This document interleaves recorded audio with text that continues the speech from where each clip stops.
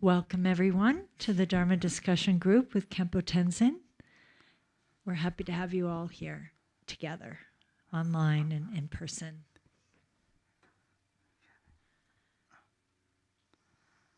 Oh, yes. So we are going to recite the first refuge part, page number 4.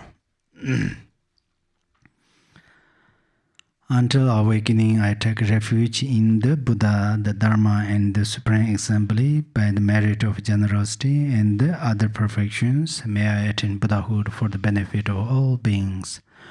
Until awakening, I take refuge in the Buddha, the Dharma, and the Supreme Assembly. By the merit of generosity and the other perfections, may I attain Buddhahood for the benefit of all beings. Until awakening, I take refuge in the Buddha, the Dharma, and the Supreme Assembly. By the merit of generosity and the other perfections, may I attain Buddhahood for the benefit of all beings. Okay. Are you ready to ask a question, or should I ask you?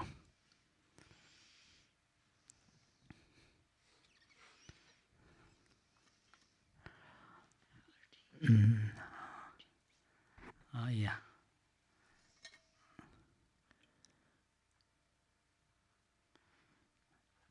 Is there Eleanor? Yes, please. I think these two statements mean the same thing. I just want to make sure that I'm understanding it correctly. Mm-hmm. I have heard Garchan, and I think it's also mentioned in Green Tara someplace, empty space has no boundaries. So empty space has no boundaries. Boundaries, Okay, so that's the first concept. And the second one is empty space is that whose center is everywhere and whose circumference is nowhere. Mm-hmm. Do they mean the same thing, but just from different directions?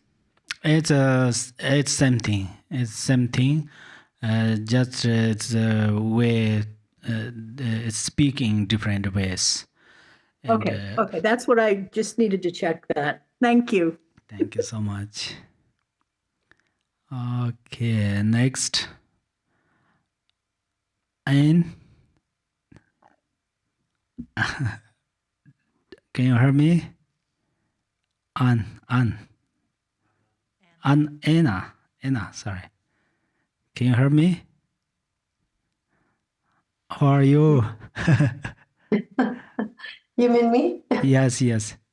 Oh, okay. Hello. Anna. Yes, I can hear you. What time are from you now? It's 12 in the night. Oh, see? 12 night. Thank you so much. I deeply rejoice. It's not easy. 12? It's the middle of night. Yes, it's the night, yes. Yeah, I am ending at one in the night. Oh. Normally. Thank you. I am in Spain. I deeply rejoice. Thank you so much. From far, especially middle of night. So it's really amazing. So how is your practice? Is doing well? Going well? I have to say that I don't practice very much meditation daily. It's something that I feel very bad about that. I am lately very much involved in work and I don't find any time for practice. The only practice that I do is to recite the White Tara mantra. Mm-hmm. That helps. And Yeah, thank you. Today, actually, my question is kind of this way, so it's important. Important, but sometimes it's necessary for us. So what I am going to tell you today is sometimes I know you are being humble that I'm not, you say you are not practicing in different things. But I think even you practice Tara once a day is amazing. But main thing is practice bodhicitta. Today we discussed, I explained more about bodhicitta because today's session is bodhicitta session. Next session is Vajrayana's session. So until next session, please practice bodhicitta more and try to apply today's methods. There are in this teaching give us many methods, so you can use your suitable one. Okay. Okay, I will do that. Thank you very much. Thank you so much. And Barbara, can you hear me? Okay. Yes, I can hear you. Thank you. So, can you a little bit share your practice? Well, I do meditation, Shavasti meditation, with Khenpo Tenzin, and I've do the Yamataka with Garchin. Oh yeah. And basically my meditation in these days, and I don't change often, but I do bodhicitta by sending it to the government. Oh, thank you so much for wonderful practices. That's really, if one thing, and I do it because Garchen Rinpoche did not like his guards in prison, but he ended up loving them. That's my goal. Yes, exactly. Yeah. The love is very, very beneficial. Please practice as much as possible. Practice means utilize some of the metaphors of today's, especially try to practice for meaningful magnetisms or some of these. Okay. Thank you. Thank you, Khenpo, for everything. Thank you so much. Rosemary? Oh yeah.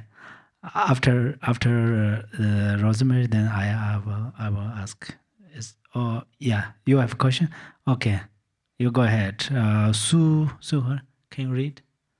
Who raise our hand? Am I on or is Rosemary on? Your name is Rosemary too? No. Oh. I'm Sue. Oh, Sue. Yeah, Sue, please go ahead. Sorry for the confusion. First of all, Khenpo, I'm actually thrilled that you're doing this. And I'm thrilled that you're doing it on Zoom. I did lose Wi-Fi earlier. Oh. But I was able to get back on YouTube, and now I'm able to get back on Zoom. But I really appreciate you doing it. And I remember when you first came and you were teaching, I think the book is A Single Intention. It's Jigden Sumgun's real thick, big book. Oh, yeah.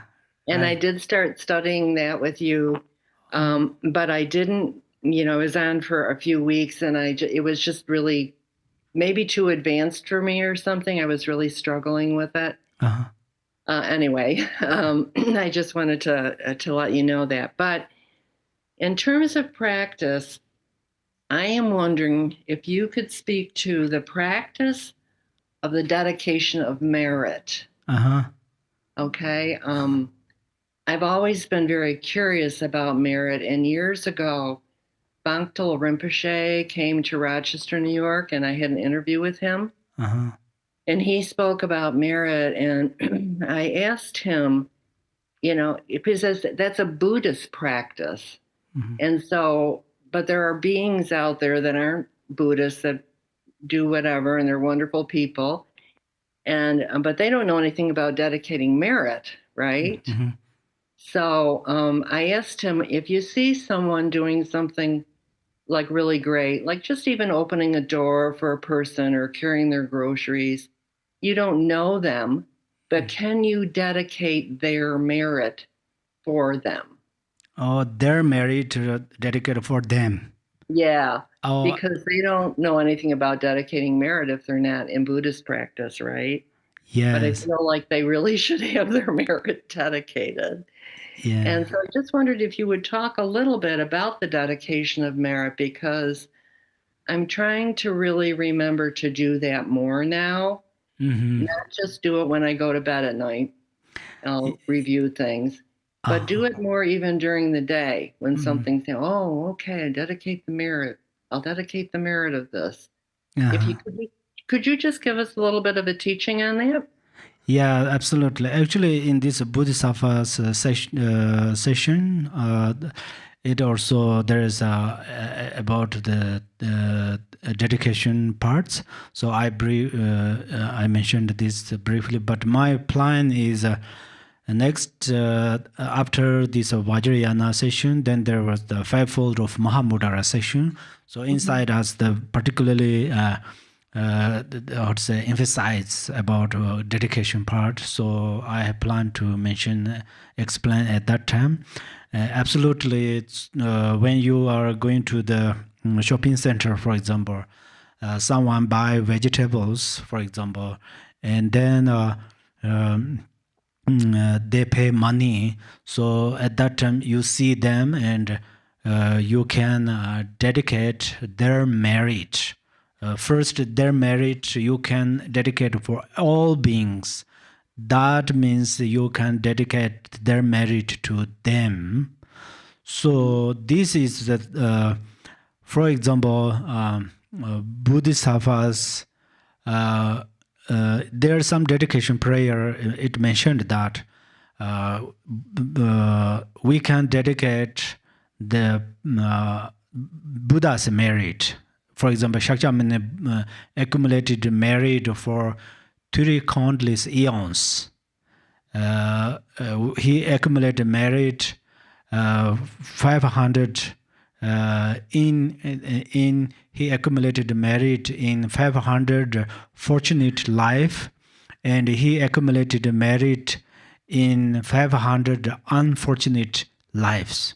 So we can dedicate all of these, and also we can dedicate merit for future Buddha, material Buddha. In the future, material Buddha will come here, and he gives teach. He will give teach, and so all of these we can dedicate. So this is a special way of a Bodhisattva's dedication. Then also our friends, Dharma friends, accumulate merit. So we gathering together. This is a special. Actually, it used in the Dharma book. Dharma, it says a special grasping. Usually there is no special grasping, but this is a special grasping. Means first we bring everything. For example, I bring everything here, and then I offer this. So that's where my single ego, self-center or self-cherish, then dedicate with these things. So this is a special way. Also during the Chu practice, we visualize that these all sentient beings become first once a body becomes nectar in the Kapala, and then we scattered everywhere this nectar, and then every sentient beings, like 4 guests, they all got this nectar, and then they eat or drink that nectar, and they also become like the form becomes like a light, and then they become also nectars. Also, since some sentient beings become nectars, and they also offer to another sentient beings, something like that. So there is a way to dedicate. There are many methods, but you can dedicate all others' merit. So with your dedication. Okay.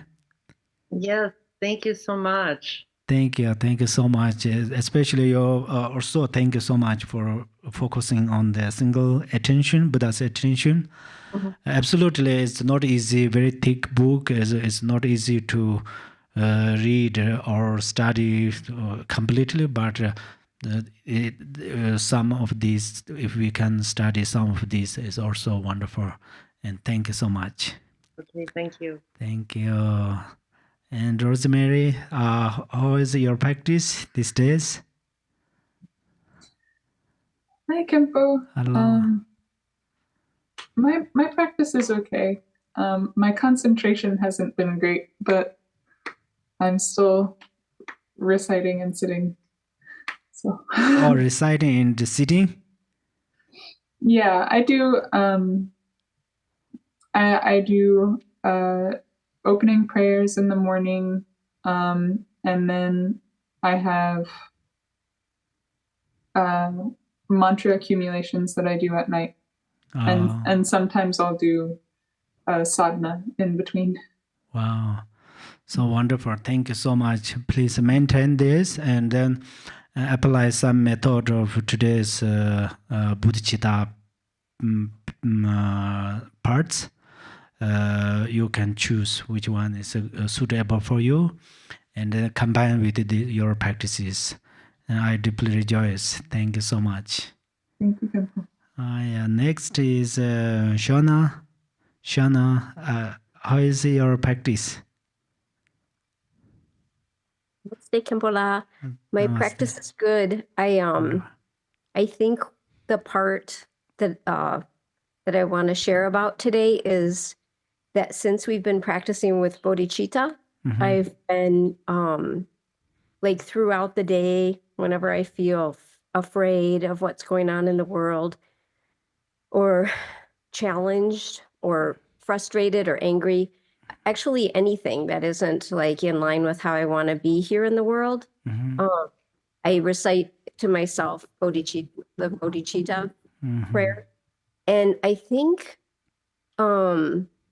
what I've noticed, and this is what I'm happy about, is a couple things. One is that I feel like in my morning meditation that I have less distinction between me and other, and I have more of a sense of like just being a part of this huge river of mind stream. And there's been a few times where I feel such a strong connection with, especially with Garchen Rinpoche and with you, especially with Garchen. It just feels like just so much love, and it inspires me to live more of my day with that sense. So that's I don't know if the right word is rewarding, but that's how it feels. And then the other part is I feel throughout my day less me and other. And so I feel more and more the vulnerability of all these people, all of us, all these beings, everything that's alive, the plants, the animals, like everything. And this shared vulnerability feels to me like we're really just expressions of our life force. And I feel the more I practice this, just practicing bodhicitta instead of engaging in whatever thoughts I'm having, it feels like it reveals that. And so I'm appreciative of that practice, and I'm appreciative of that path. Thank you so much. It's really wonderful. Please maintain this way of practice, and this answer or this is the information is everybody. Sometimes for everybody here, sometimes you visualize by yourself like a mountain, and then you visualize some deers come to eat grass, and some other animals come to you and they make a nest or their rooms, house. In fact, they use you and you benefit them. Sometimes you visualize, as you said, river and fish drinks from you, and then sometimes you visualize your bridge, like a Golden Gate Bridge, and many people and beings cross from there. Sometimes you visualize you are in space, and everybody can go, they can travel without any problems. So you can visualize you are 5 elements, and then whoever want to use, you dedicate this or practice perfection of generosity. So that will be great. Okay. Thank you for Thank that. you so much. Next, who is there? Is Tree. I can see your name. Can I call you? Oh, yes. How is your practice these days? Really good, Khenpo. Really good. Right now, I'm focused on refuge meditation and environment, working on my accumulation. Now, anyway, meditation on and off throughout the week and everything. I do a lot of studying and reading and everything of the sutras and stuff like that, and different commentaries.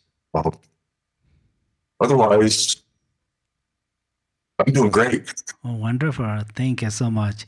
So Yeah. that is so important. So when you feel it is really great, it's really happiness, pleasant, when you have this feeling, and please you share this to all thinking beings. So that is the special way to improve or say vastly develop your bodhicitta or love. So then this will stay in your life longer. So that's where please you whenever you feel that it is great, that you share to all thinking beings, and then I try to keep going all the time. I try to imagine myself like a big light bulb, a big flame. Mm-hmm. Yeah. Never, the universe, just beyond everything. It's just my new way of living for the last couple of years. Mm-hmm. Thank you so much. I appreciate everything that I'm learning from you. Just thank you. Do you say you are reading some sutras? Are you? I have I've got What is My Perfect Teacher, The Cult of Terror, the Kini Teachings, Karma Chakma's Mountain Dharma. I've got Perfect Conduct, Ascertaining the Three Vows. Where's this? Gampopa's Jewel Ornament. I go through everything. I'm just a constant, one day I'll be reading something here, and then a couple of days later I'll grab something, I'll go through it. It'll suddenly mean something to me, and I'll just meditate on that moment for a while. Thank you so much. Your circumstance stuff, but your circumstance is Dharma. I think it's really wonderful. Just a good time. Yes, it is definitely. And I'm still keeping up with everything, even though I'm not here on weekends. I've got some other appointments and stuff going on, but I'm watching the recordings, keep up with what's happening. Thank you so much. Which state are you now? I'm 170 miles out to the east of you. I'm out by Sholo, Arizona, in Heber Overguard. Oh, Sholo. Out Eagle Payson. Sholo. I heard Sholo. Yeah, I'm in the mountains. Yes. Everything. Oh, wonderful. 70 east of you. I've been trying to get out there, but I don't have a vehicle, and I don't have much money or everything being where I am and everything. Your best vehicles are these Dharma books with you, the sutras, and then your best pure land is bodhicitta. It's really wonderful. Thank you so much, and maintain these things. And that's a great result of your practice. No vehicle, but I'm great. I have no vehicle, but I'm great. So that is really profound teaching for us. Thank you so much. Just don't let your sadness turn into anger. That's what I tell everybody. And then, thank you so much. B, can you hear me? How is Oh, thank you. How is your practice? Distracted. Ah. That's the main thing I can say about my practice. Distracted. Whatever I do. Oh, distracted? Distracted. My mind is always distracted. Going to different places. Oh, for example, can you share? For example? I don't meditate very well and not very much because I'm always distracted. It's hard for me to sit. And when I'm doing my sadhana, I'm kind of just doing it quickly. I don't do a lot of meditation. Mm-hmm. Even when I listen to teaching, sometimes when they are talking about something that's easy to understand, I'll flip my screen to another screen. So I'll be listening and reading something at the same time. So very distracted. Actually, I think you found your thief. So you found your thief already. So now, my thief? For example, your peaceful meditation, when you are meditate, you say you have lots of distractive. These are like a thief man who steals your meditation mind. So there is a special path instruction to recognize the thief man. It says thief man. You mean thief, somebody who steals things? Yeah, that's actually metaphor. Okay. So sometimes when we are meditating, we don't understand, we lost our concentration, attention, but sometimes we understand there are many kind of destructive thoughts. So there are two kind of this. Since you understood there are many kind of destructive thoughts. So it's a good result. Have you listening the teaching of Mahamudra before? Yes, I've listened to a lot of stuff. You know, have you ever? I have 4 kids who play violin. So the way they play violin, it is Suzuki method. So I'm the home coach. So I can tell them what to do, but I can't do it myself. So I feel like my Dharma practice is like that. I listen to all the teaching and I know what I'm supposed to do, but I'm just not doing it. You listening all, but you don't do anything, as you said? I mean, I do something, but I feel like even the amount of stuff that I've listened to and understood, I should do more, you know? You are doing wonderful. You listening Dharma is really amazing. In the Dharma path instruction, it says, listening Dharma is like you are a person who hold flashlight in the darkness. Who listen the Dharma is a person who keeps one's precious or expensive thing carefully, who keep carefully one's very expensive things. And then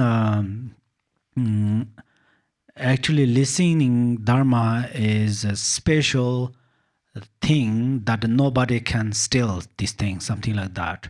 So that's where you listen and then practice as much as possible. That will be wonderful. So you said when you are meditate, there are some distractions.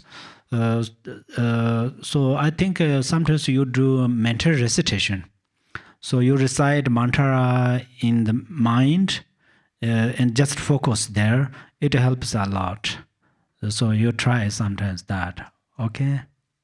You know, I've heard in the teaching, I've listened to Mingyur Rinpoche a lot. Yeah. And one of the things, you know, he said there are different, anything you can use as support for meditation. Even your thoughts, the stories you tell in your head. But the thing is that I tend to get lost in the story instead of being able to watch the story. So is there anything that can you supplicate any advice on that?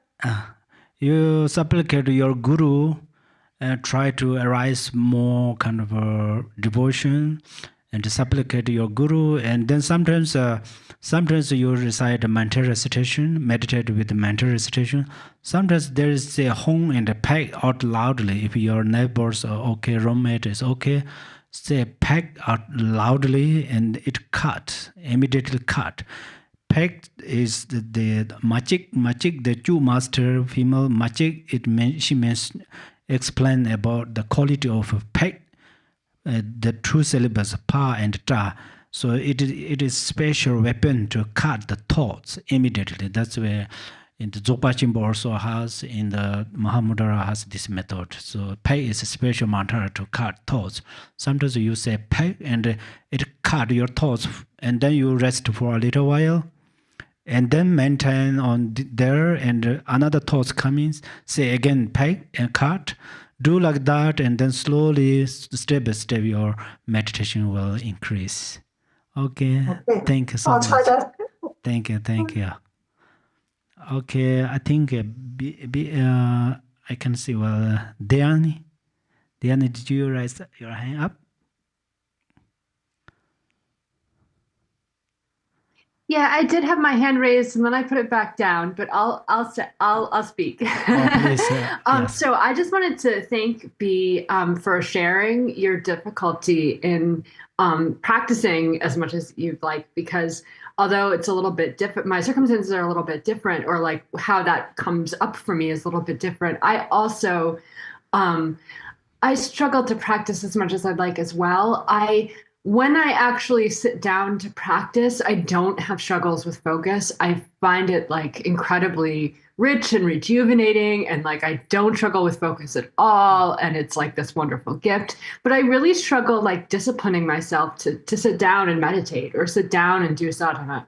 And I think about the teachings all the time throughout the day. I very much practice bringing your difficulties to the path, and sort of thinking about the Lojong teachings, and sort of thinking about the view in general.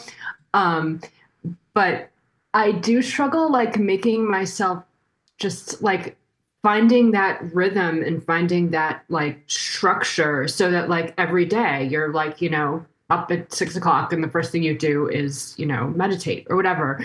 And I struggle with that. And so, one thing that is really wonderful about just being able to, be in this group is that it's an inspiration to, find a way to be more consistent. But I just wanted to share that I related to be sometimes struggling with, having that consistent practice. And also, Khenpo, if you have any advice, I would be grateful for it. Thank you so much. Actually, all of us need to know that. Yes, of course, there is actually there is a way to retreat. There is a way to practice this like a time for 3 months or this teaching series. There are many puja, dripching. There are many things, but if you are a tree, then that grow near the river. Nobody come there to feed. Nobody come to water to you, but you are near the water. That's where you get water.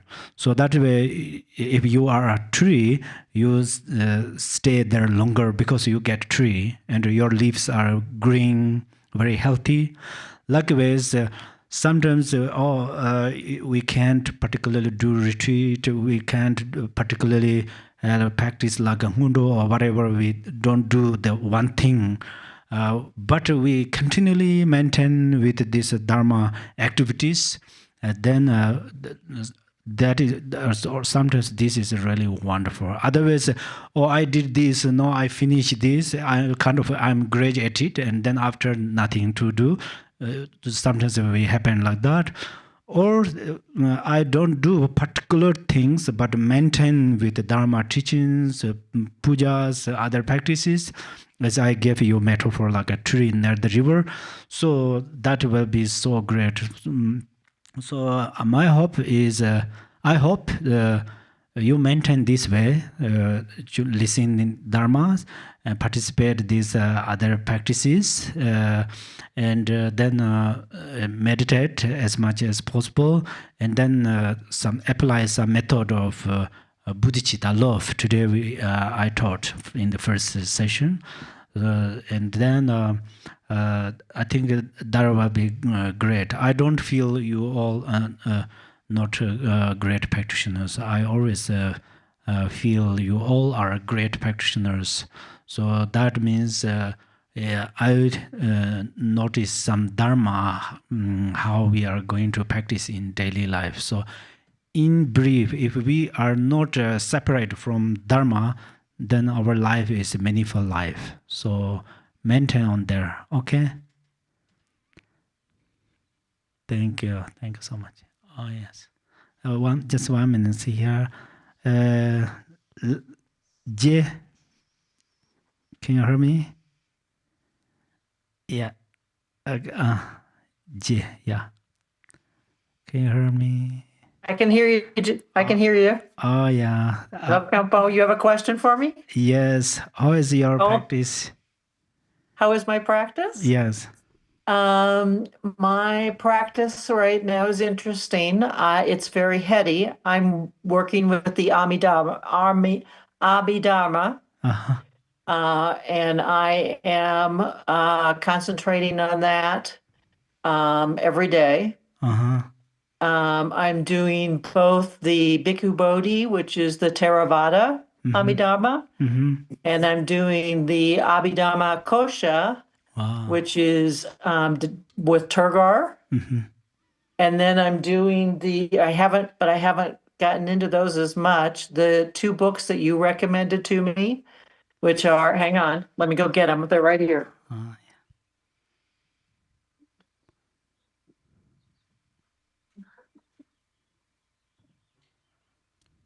They are the Gateway to Knowledge. From Mirapam Rinpoche. Yes. So when I complete the other 2 foundational Abhidharmas, then I'll start into this commentary. So I'm in a different place than most people I know. It's kind of a lonely place because there's not a lot of people that Westerners that know about the Abhidharma.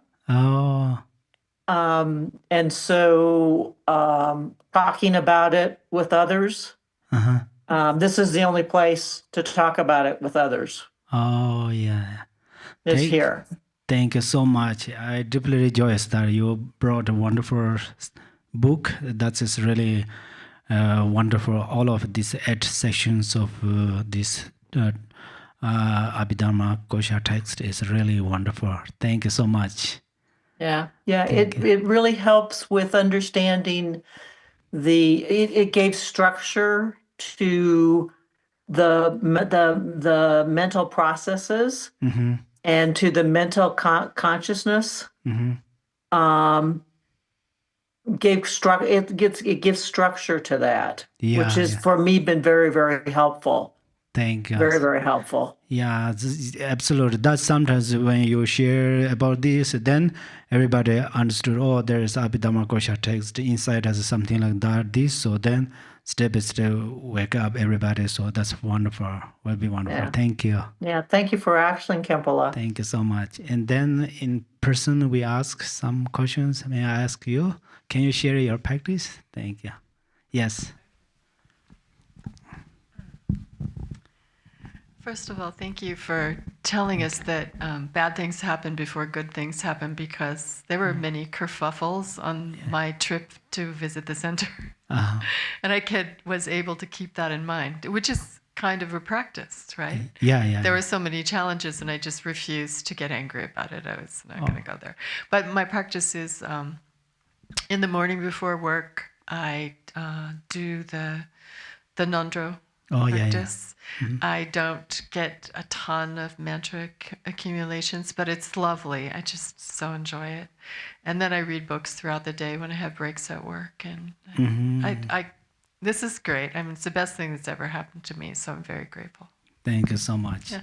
That's really important, as I mentioned this one. We are not so much urgent to something completely accomplish something, but every day practice like a hundo, and then their practice the daily practices as much as possible. Then that will be very helpful. So we practice maintain. It's like the snow melt, it becomes water river. Then it flows. It flows very slowly, but eventually it will reach in the ocean. So that likewise, we practice in every day. Then one day we will attain Buddhahood. So that is the law of karma. Thank you so much. Oh yes, can I ask you? You. I don't have a question right now. Okay. Any of you, please? Thank you.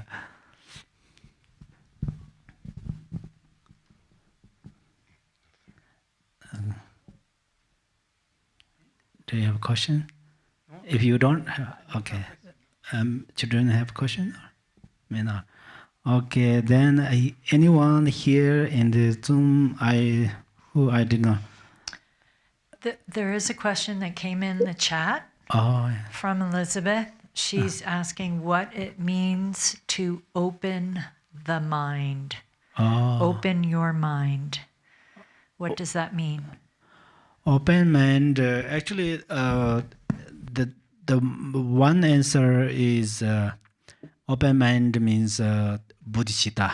When we have bodhicitta in our mind, it's spontaneously it is open mind, because as I mentioned today, so if we have bodhicitta, number one, we can love all of sentient beings equally, and then if we have a bodhicitta in our mind, we can accept all these difficulties, sufferings, and problems.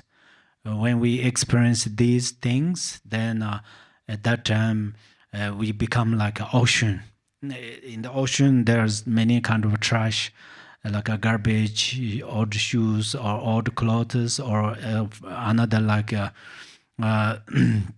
the different types of animals like a fish, and every things are in the ocean, but the ocean is always relaxed.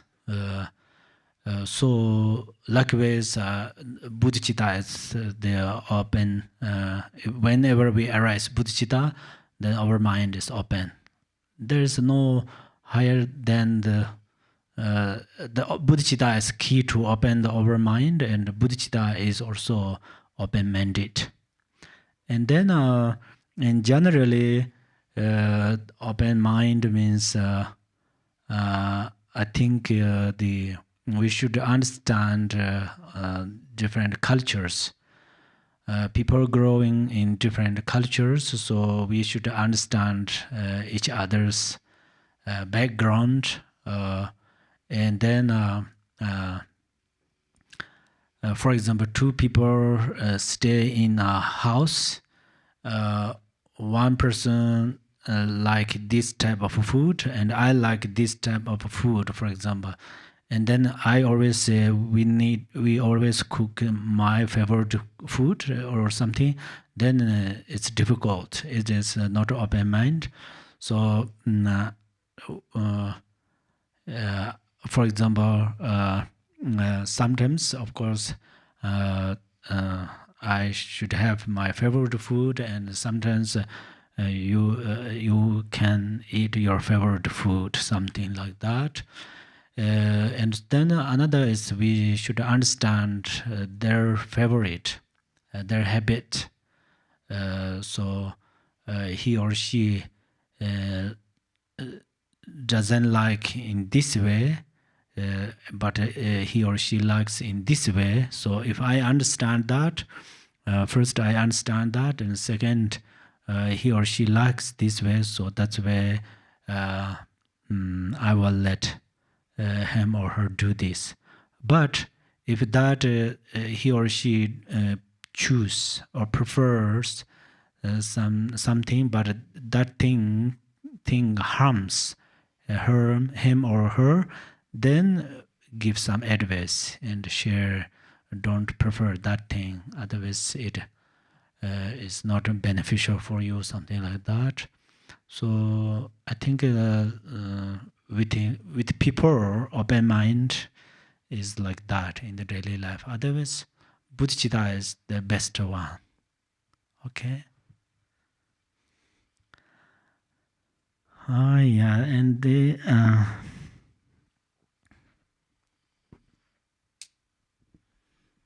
I think I asked everybody. Did I? Or there's anyone have a question? If you don't have question, then we will dedicate our merit.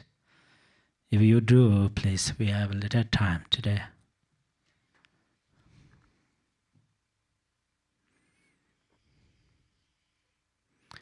Okay. I have a question. Oh, yes, please. Was it bodhicitta and absorption? Are they connected? Bodhicitta and absorption. Are they connected? Absorption. Oh, thank you so much. It's called triple loves. What do you call? Elizabeth. Oh, good. You asked a moment ago. That's your question. Christina asked the question. Is your question? Oh, good. Yeah. Sorry, I actually how to say, I couldn't ask you because I can see your name there. So your question is observe. Can you repeat? Sorry. Can you? Absorption. And bodhicitta, are they related at all? They relate. Absorption. Let me understand first. Absorption. Absorption is something like a air or something like absorption. Is that what meaning of absorption? No, it's like when we do sadhana practice, all the outer environment gets absorbed into Tara, for instance, and then we. And I'm saying, if that kind of absorption, is it related to bodhicitta? Oh, yes, exactly. Thank you so much. Yes, that is actually ultimate level of bodhicitta. Bodhicitta is the relative level of bodhicitta, and also bodhicitta with wisdom. So the absorption means, for example, the outer environment dissolve into the yidam, retinues. Retinues dissolve into the main yidam deity. Main yidam deity dissolve into the syllable. Syllable dissolves into the light. Light dissolve into the empty space. So this is the ultimate level of bodhicitta. So they have related each other's. Bodhicitta and absorption definitely. They are actually inseparable in the Dharma way, because first we are going to practice relative level of bodhicitta. They are sentient being, and I love them, and may they have a happy life. May they have cause of happiness. May they always being with the happiness. These are relative bodhicitta. And then at the same time, we think may they have a happy life in this time, and may they attain Buddhahood next or in this very lifetime. This is relative bodhicitta. Ultimate bodhicitta is then as you said, the absorption. So first we are practice kind of this dissolution, I think, similar, yeah. So then after a little while, for example, syllable Hong dissolve into the light, and then it dissolve into the empty space, and then we are reach on the non-duality. We reach on the non-duality, and then we rest at ease, or rest evening there. So this is ultimate level of bodhicitta. So to gain this realization, we must practice relative bodhicitta first. Okay?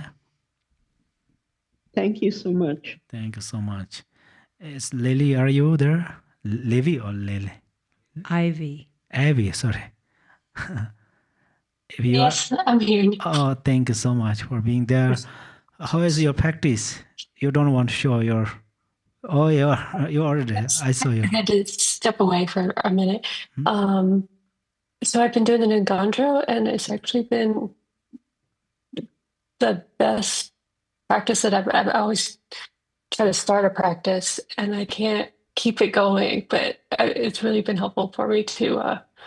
I don't know if it's maybe the physical nature of doing the prostrations or something about it. I've just been very much into it. It's been very beneficial so far.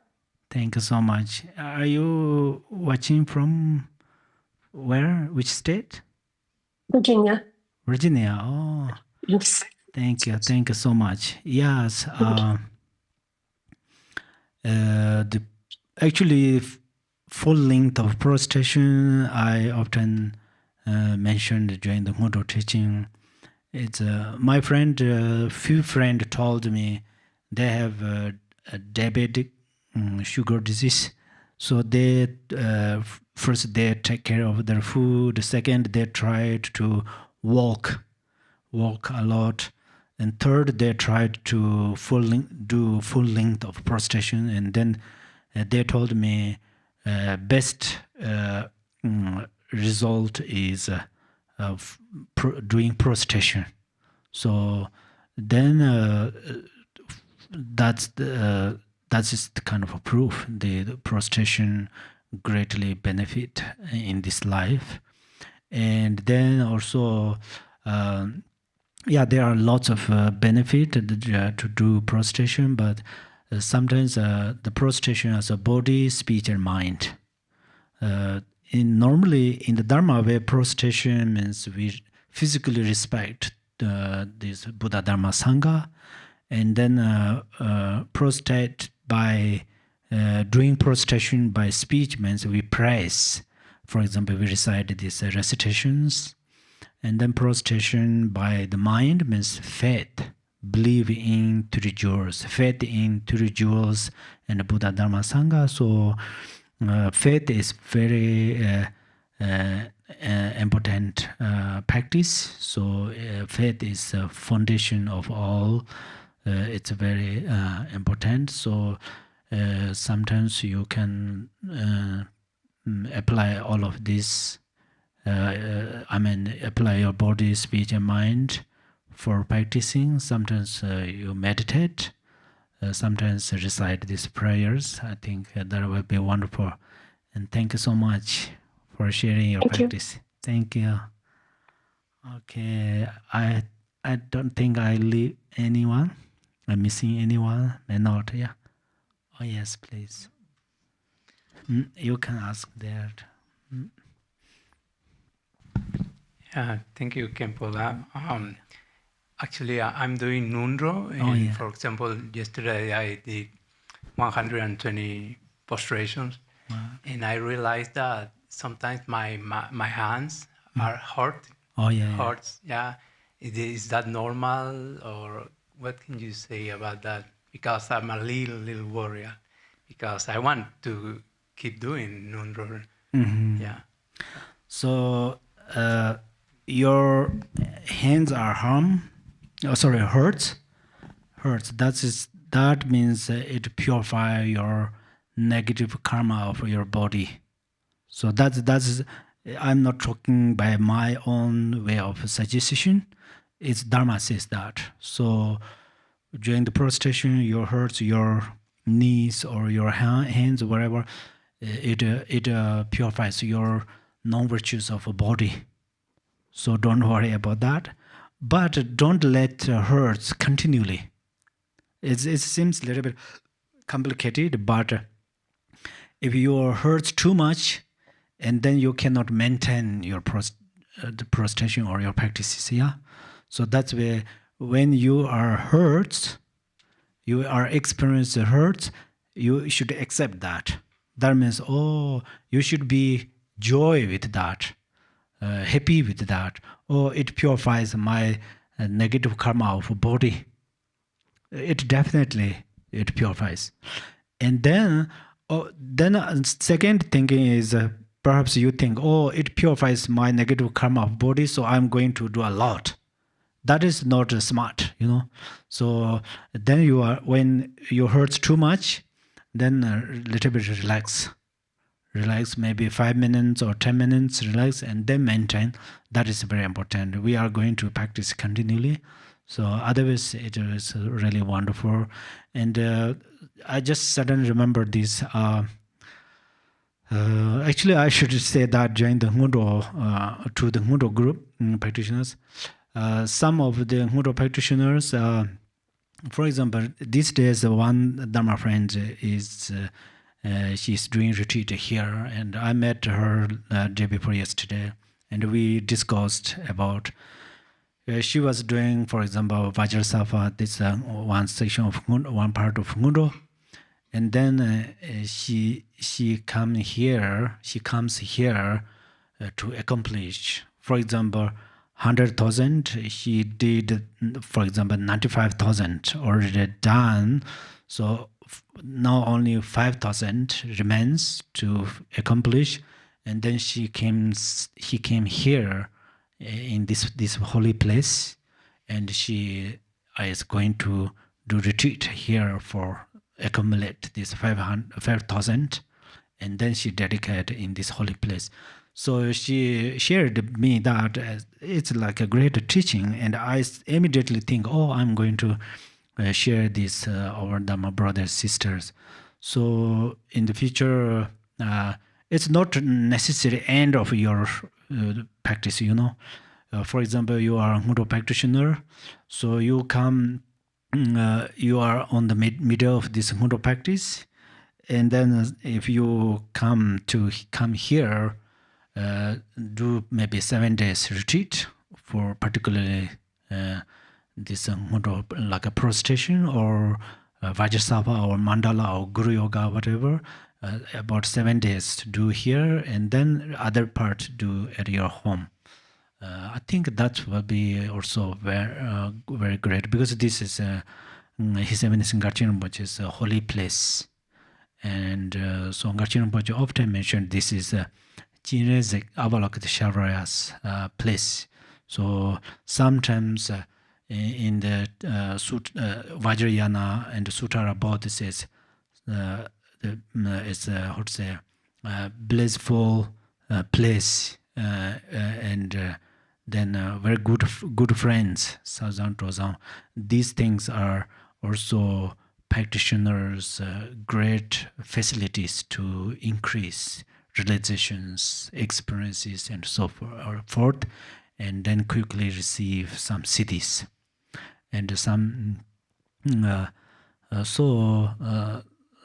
sometimes place has also circumstance change over practice, but some you don't have money, you have difficult to travel, then don't worry, maintain your home and practice that.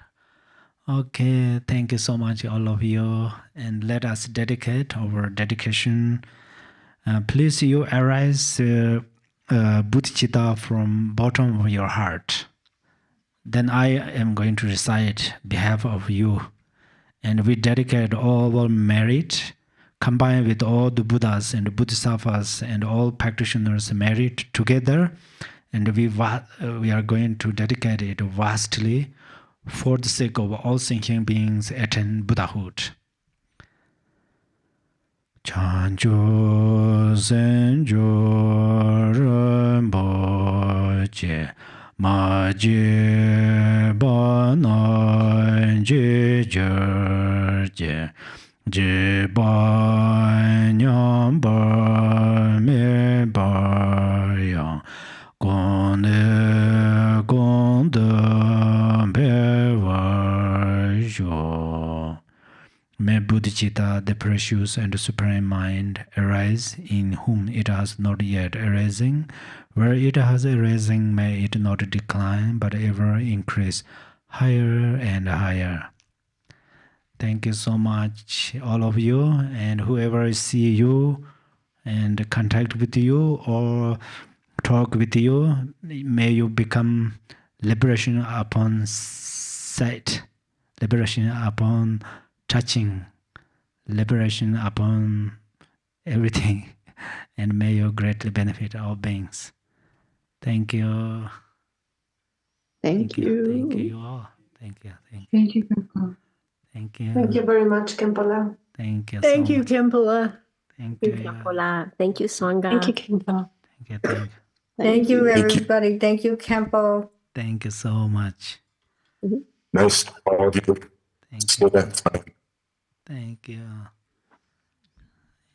Yeah. Thank you.